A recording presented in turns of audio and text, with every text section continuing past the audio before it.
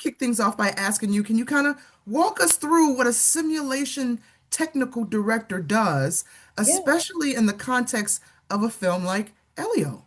Yeah, of course. So, a simulation technical director, or TDs as we call them sometimes, is somebody who works with the clothes, the hair, and sometimes the body physics of all of our characters. So, a lot of times, like we will have like characters that have maybe really long flowing hair, somebody who has some swooshy clothing like a cape. Or for our aliens, like a lot of them have a certain amount of jiggle to them, or like jiggle right here, like on Helix. And our job is to simulate that using physics, using constraints and things like geometry and velocity fields and things like that to make that look believable and to support the acting.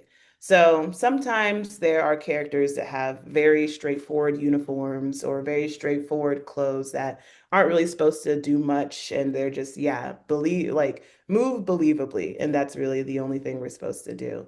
And other times we have fantastical characters like Elio, who has like a big cape, and it's our job to make those clothes support the acting. And that's the same with the hair, and that's the same with like any jiggle that you might see on aliens and things like that. So, were there any technically challenging simulations that you kind of had to Yeah. tackle and overcome that you can tell us about? Yeah, I would for sure say that the Cape was technically challenging. Because it's working in so many different environments. It's on Earth, it's in space, it's in zero gravity, it's flying through the air. I would say that that one was definitely technically challenging. Any type of asset that we have to take through different environments.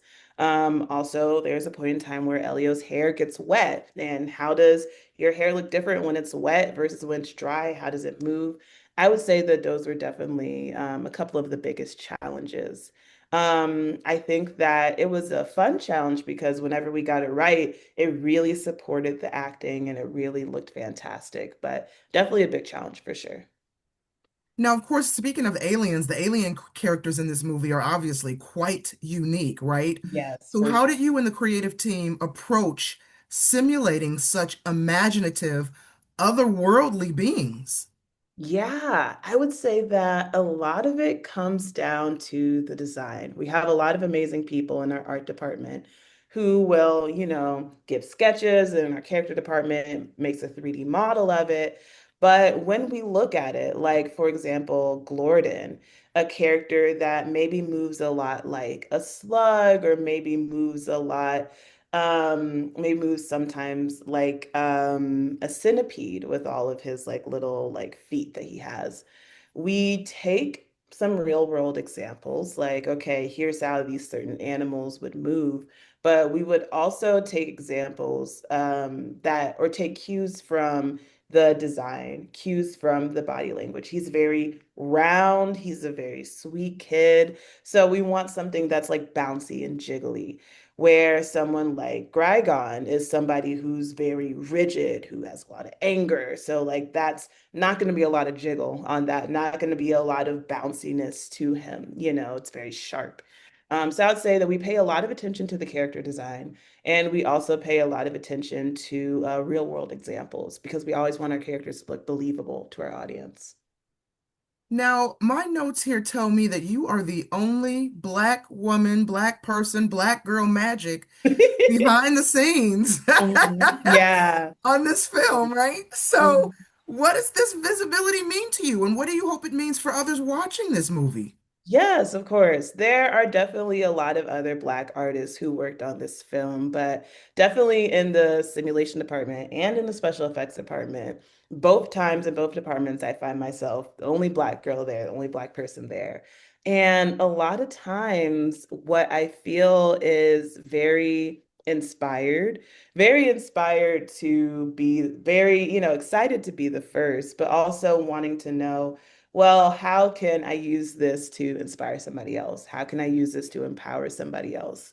There's definitely a lot of work to be done on the film itself. Obviously, I'm getting put into the like every film is a new challenge, every film is a new environment.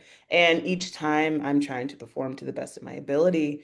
But also, I'm looking at ways where it's like, I am able to inspire somebody by being in this film. I'm able to inspire somebody just by having my name on these credits. So I try to do everything to the best of my ability, put 100% myself out there, and kind of just tell myself and tell the world this is possible, because hopefully, like my dream is that there's somebody who would take a look at me and be like, oh, well, if she can do it, I can do it.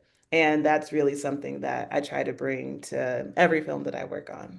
What drew you into simulation work in the first place? Was there a film or a mentor that inspired your path? I was definitely inspired by Brave as well as Rise of the Guardians. Those were two very inspirational films for me. And seeing the amount of detail, I'd read some articles that would talk about the amount of detail that went into those films. And I was like, oh, wow, that's really cool. In a kind of unsung hero way.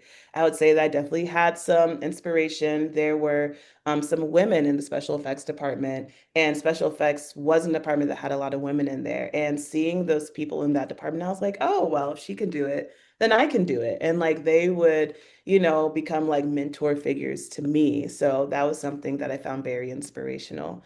And I would say, yeah, being able to work on a film and being able to use my technical mind and my artistic mind together to make something really beautiful, something technical that has a beautiful visual output is something that I think is really inspiring. And I think it's really cool, but I might be biased, but I think I work in the coolest department. I've interviewed several producers on animated films from Disney, Pixar, et cetera, and Mhm. they always make a point to say that films like this take at least 7 years to put together. It was definitely upwards of like 5 or 6 years. But I would say for me personally, my time on there would be about like 6 to 8 months because usually my department's at the tail end.